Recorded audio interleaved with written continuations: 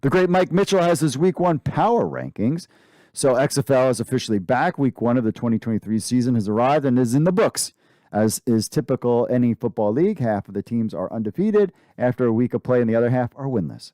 So there's plenty of knee-jerk doom and gloom reactions to go around. It's challenging to make a declaration of power after only 4 games. However, at the least, we have something to work off of now, finally seeing these 8 new teams play. So Week 1 power rankings is Mike Mitchell has it stacked up. Number 1, the Houston Roughnecks, coming off their predictable but dominating performance over the Guardians at TD-ECU Stadium. Houston trounced Orlando 33-12, and if not for a controversial tie, goes to the runner, Cody Latimer, touchdown early on. The game would have been even more lopsided on the scoreboard. I had Orlando getting 3 points. You take that score out, it would have been interesting there. That's number 1. Number 2, America's team, your DC Defenders. The Defenders found a way to slither themselves to victory, beer snake or not, for parts of Sunday's night's 22-18 triumph over Seattle. Felt like Week 1 would leave a sour taste on the Defenders' 2023 relaunch, but DC's crowd and Greg Williams' defense made lemons out of lemonade after appearing to be on the ropes early on. Yes, I was there, and I was concerned about that. Number 3, the St. Louis Battlehawks. No one had to be more excited for victory in the XFL opening weekend than the St. Louis Battlehawks. For most of their games at San Antonio, the Battlehawks were listless on offense and outplayed by Hines Ward's team in front of the biggest XFL crowd of the weekend at the Alamo Dome. However, St. Louis caught some breaks to keep hope alive, as evidenced by the combination of a dropped touchdown pass and a shanked short field goal by Brahmas before the end of the first half. The missteps, of course, left St. Louis open, and they seized several moments, scoring improbable 18-15 win. Definitely, that was an exciting game. I was at the bar at Walters. Couldn't really watch the game. I plan on watching it in the next day or so. But there you go.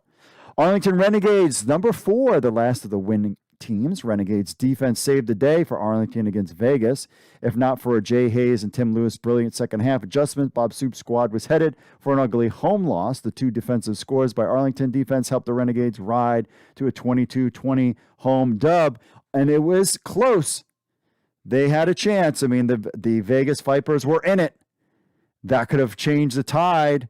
It'd be interesting to see who is the quarterback going for both teams in Week 2. Seattle Sea Dragons should be 1-0, but they started hot, then rallied late, and appeared to be on the verge of a last-second victory before Ben DiNucci fumbled at the goal line with seconds left. Seattle outgained DC 331-177 and still lost 22-18. I have no qualms whatsoever. Seattle is a good team. They'll bounce back. It was just they were on the precipice.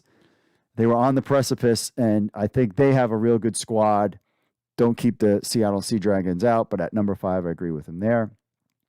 Vegas Vipers, number 6. Rod Woodson's Vegas squad let the Arlington Renegades off the hook with back-breaking mistakes. The Vipers got off to a 14-3 halftime lead, but lost control of the game in the second half.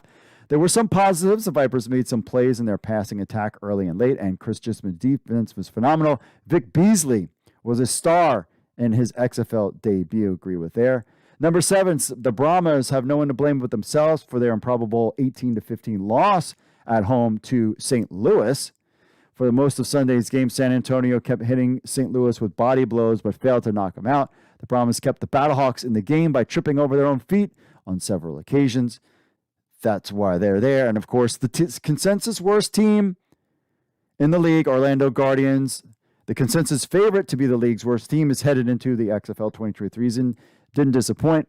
To quote the late, great Dennis Green, the Guardians are who we thought they were. The Orlando Guardians were outclassed by the Roughnecks players, and more specifically their coaches Saturday night.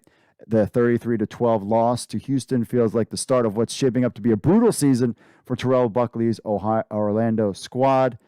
Still plenty of games to be played, so Mike Mitchell's power ranking still as follows. He's got number 1 is the Houston Roughnecks. Well, let's get Houston Roughnecks number 1, DC Defenders number 2,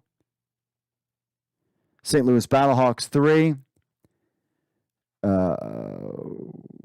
Arlington Renegades 4, Seattle Sea Dragons 5, Vegas Vipers 6, San Antonio Brahmas 7, and then finally Orlando Guardians 8. Let us know what you think in the comments of who the power rankings. Do you agree with this list, or would you make any adjustments?